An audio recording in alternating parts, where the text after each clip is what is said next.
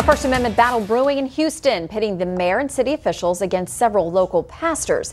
The dust-up started over a controversial ordinance in Houston that would, among other things, reportedly allow people to use whichever restroom they feel like they most identify with, regardless of their actual physical gender.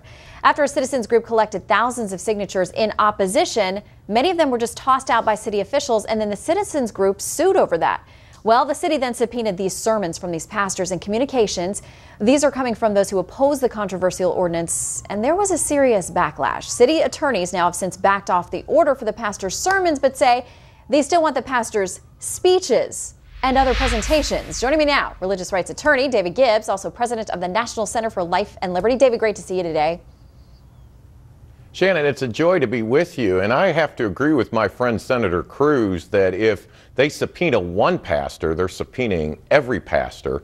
And it's really shocking, this situation in Houston, that these pastors who are not part of the litigation would have their personal communications, their personal speeches being brought into this litigation. It's really unbelievable what's occurring. All right, so just so folks know, the original subpoena that went out to these pastors, I've got it here, several pages long, talking about everything they've got to turn in, every person that they know who signed these petitions, any speeches they gave, any communications they had or revised or knew anything about.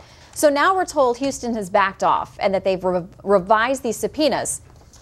One thing has been revised, one thing, and instead of calling them sermons, they're now saying, we change it, instead of calling sermons, we're calling them speeches or remarks that are delivered.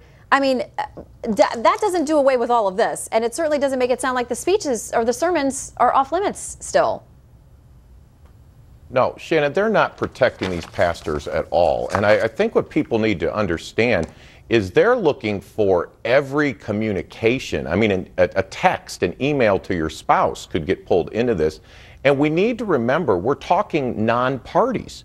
When you get involved in litigation, you have to open yourself up and understand that you are going to be brought in and they're going to examine some things. They can look at your computers and your records. But when you have non-party pastors that are being, in this manner, I'd say abused, harassed, manipulated, bullied by their government officials, people need to be in shock. The broadness of these subpoenas is unbelievable, and you're pointing out the inconsistency. They are feeling some pressure from Fox News and others that have exposed this horrific unconstitutional act. What the mayor of Houston needs to do is she needs to withdraw these subpoenas.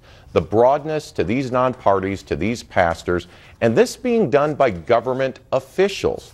Please understand, they have a duty to protect the constitutional rights of the citizens, not to harass or to chill them. And really what many are believing, and I tend to agree, is that they're trying to silence, they're trying to scare, they're trying to push the pastors into the closet. And I hope pastors across America realize that this type of bullying cannot be tolerated and that pastors need to boldly and correctly state what they believe from their pulpits. All right, very quickly, because I want to make sure we get another case in.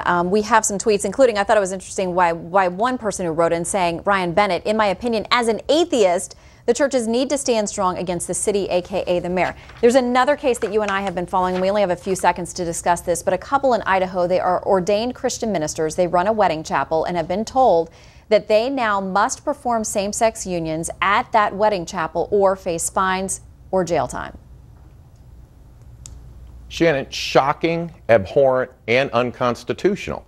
To tell a minister that as a city, as a government, we are going to fine you, incarcerate you, or shut you down for following your faith is an absolute violation of the First Amendment. It's an absolute violation of the Constitution, and our founding fathers have to be rolling over in their graves. These are the kind of things that are sweeping across America, and at the National Center for Life and Liberty, we are honored to stand with pastors and people of faith who want to have their constitutional rights protected and stand up for what we've always been able to do in America, freely practice our faith.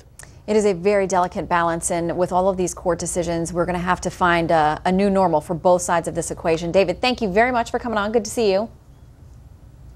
Honored to be here, and I agree with you. It is a new day. All right, well, coming up next.